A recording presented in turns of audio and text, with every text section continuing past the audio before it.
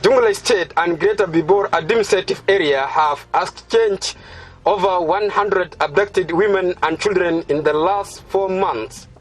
The acting governor of Jonglei State, Antipus Nyok, said while briefing the National Minister of Peace Building on the security situation in the state at the State Secretariat in Bor on Monday. Security situation generally is normal. All the raid which used to happen always here between Jonglei State and our brothers in women administration, they have now subsided. We have initiated a cordial relationship between us and the government of Guma administrative area, and we have now exchanged over 100 abducted women and children, at least in the course of the last 4 months. We have been exchanging the abducted ones. Those ones from the world, they get them, they bring them here. And also on our side here, we also send them, we bring them. The cattle raiding, the child abduction, and other ambushes. They have not gone completely, but at least the rate have reduced. The frequency of occurrence have now reduced. So, but you could count maybe 1 or 2 times a month, and especially in the areas of Uro, Akobo, Nirol, and Duk. There are still some cases, but they are not so prevalent as it used to be. They have at least gone down, and it has gone down to a level of few groups moving, maybe 5 to 7, but no more, no large-scale movement as it used to be. It is a significant improvement on the side of security in this area. So for the town, the entire town, as some of you know, the status of this town, the security situation in Bor town and the entire Greater Bor area is secure. So later on, when you get your place for accommodation, you will not worry to sleep. You might have been hearing in the media was the issue of floods. Of course, we have already witnessed when we came all the way from airport to here, we were using the road. But if you were to come here in March, we would have used the amphibian from the enemies. We would have used amphibian all the way from airport up to here, because people were using, the entire area was just motorboat. That was the means of the motorboat, and canoes were the means of communication. But from March, when we came here on the 12th of March, the entire government of Jonglei State, we came and made more effort to make sure that we change the face of the town. And this is why you see we were using the road when we came here. It was a hectic work, a lot of effort that were put. And we also thank our president, because immediately when we came here, he also followed us. He came and visited us here, at least in April. So when he saw the situation, he could not reach here to the government headquarters, because simply the entire area was underwater. So he ended up addressing the population at Jongeli University. But his visit was a blessing to us. So he came and talked to the Minister of Roads. So that's a few kilometers from the highway road. That's to be brought to go down here to help mitigate the floods here. So the roads we were following act as a road, but at the same time double as a dive also. So in terms of flood control, we managed that one. Recently, we witnessed the volume of water that displaced the population in Gumbo. And that volume of water almost displaced also one part of our population here, the people of Immature on the other side, because the main road also helped people, so water could not overflood the road. But that one part of the population was also displaced, and we also put up more effort to launch. There is a dike. When you came by plane, when you look at the barracks at Malwantian, there is a small dike we also launched on the other side. That dike has also crossed the main water channel that actually pours the bulk of the water into the town. It's called Jolo, is a water channel which goes the water here. So we are attempting to close it, and this is what actually we are planning to launch tomorrow.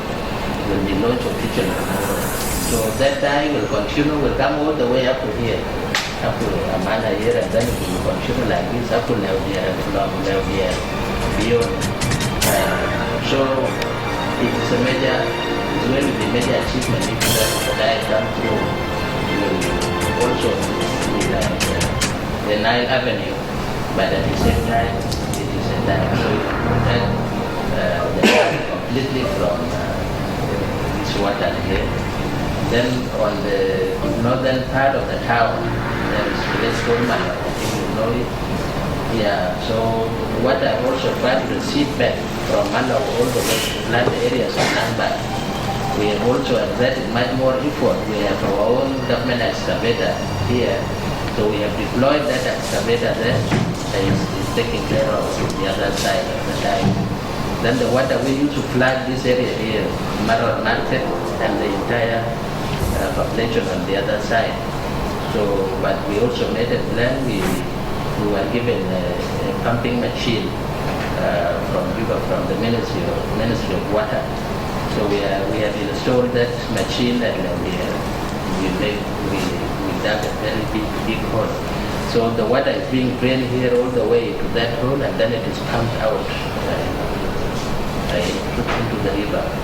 So we have at least controlled that particular aspect of flood we used to affect the area here. On our side here, we have seen we have got to protect ourselves also. There is people dying here all the way. So the whole thing is a struggle. So at least we have managed to mitigate the flood effect, at least for the whole town. The rest of the counties, of course, Panyagur, the people in Panyagur are living also in the dikes, and we tried our level best recently through our humanitarian agencies. We acquired some empty bags, and then also pumping machine, a small pumping machine. We have also sent to the Twitch, that is the area of Panyagur, some to Ayut, some to Panjak and Fiji. Despite the fact that the water had forced our people out there, but we have tried to rescue them with a few material that they produce, at least to be used by the people who are inside the dike. People of Ayut, one side of Ayut is affected, especially Ayut West. So we have also launched evacuation operation to evacuate about 11,000 people from Ayut West to Ayut East. So far, about 4,000 have been transported to evacuated to Ayut East. So from 6,000, around 6,400. So these are the efforts we are trying to, at least to mitigate the flood. We are planning, at least during the dry season, we may launch dikes operation in areas it will be possible for a dike to be made through the company of ARC that was entrusted by the government of South Sudan the other time, and this will help us in this kind of operation. So definitely these are the issues which are affecting us. The visit of the minister and the accompanying delegation is to get the input of the state on the national strategic framework to bring peace in the country. Language is a conveyor of the culture. So when you speak language, you speak culture. In our Dong year, and also in our Tungnam, and I think in our annual language also, we have this common thing that an eye is never a guest, right? Yeah. you can be a guest in somebody's house, and the guest is a virtuous person who is not supposed to see that thing. But an eye will go around. Both good thing and bad thing, right? What I have seen with my guest eye is that you people have provided the leadership for this town of ours to survive. And I will congratulate you for that. The other thing I will take with me all the way up to the president, because I would have to brief you when I go back to you. Because I've been bothering him in the Council of Ministers that Jonglei is in water and that even the government will be displaced. I know that the population is being displaced in some places like in Greater Pangat, like in Fiji, Ayut and Panjab and Jazeera, people are displaced. Now the government of that place, those counties, the government of those counties are now also being threatened by the flood to be displaced just like the population. That is the magnitude of the crisis we are in as a nation. The floods have gone as far as now threatening our oil field, for your information. It was about Jongeli in water 3 months ago. But as we speak now, we have seen other people in the Council of Ministers, National Council of Ministers, also crying the same way these Jongeli ministers have been crying in their Council of Ministers. Yeah. So now it's a national crisis. But I can see that we have survived it in both. We must also, as a people, thank the President of the Republic for actually coming to our rescue. I think it's very critical. Because if he did not come himself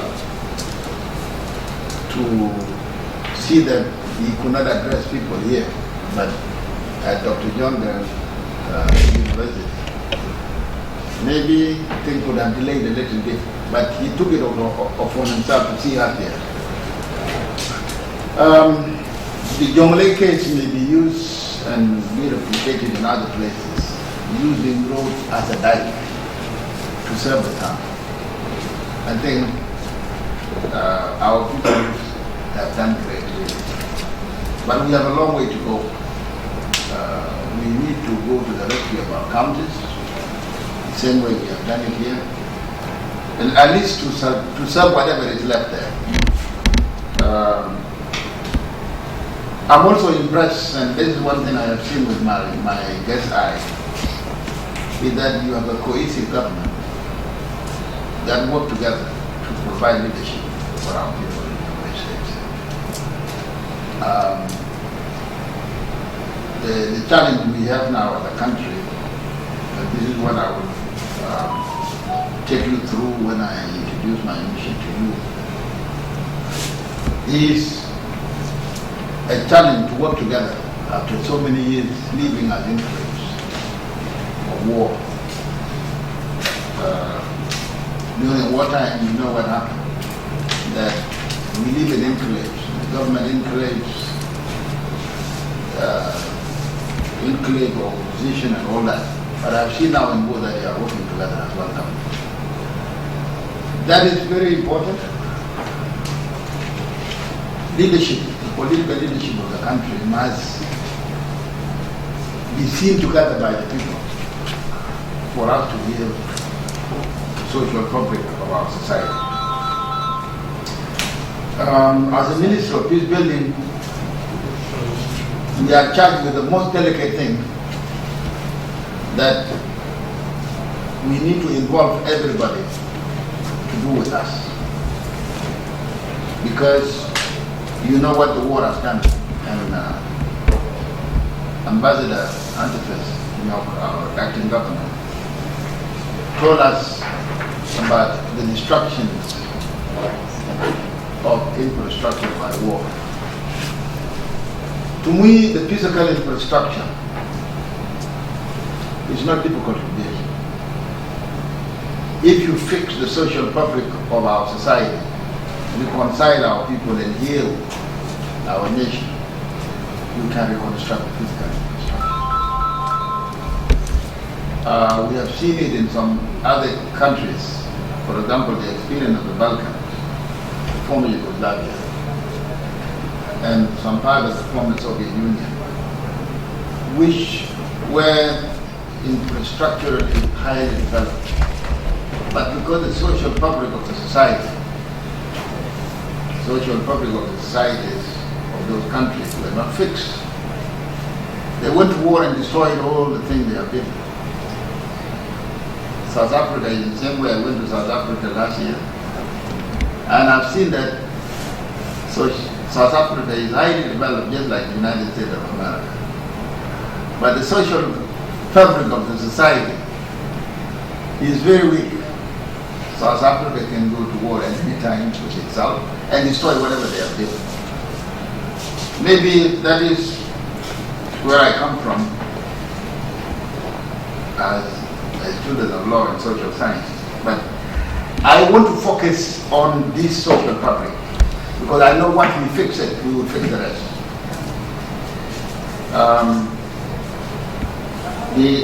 The conflict starts in the mind.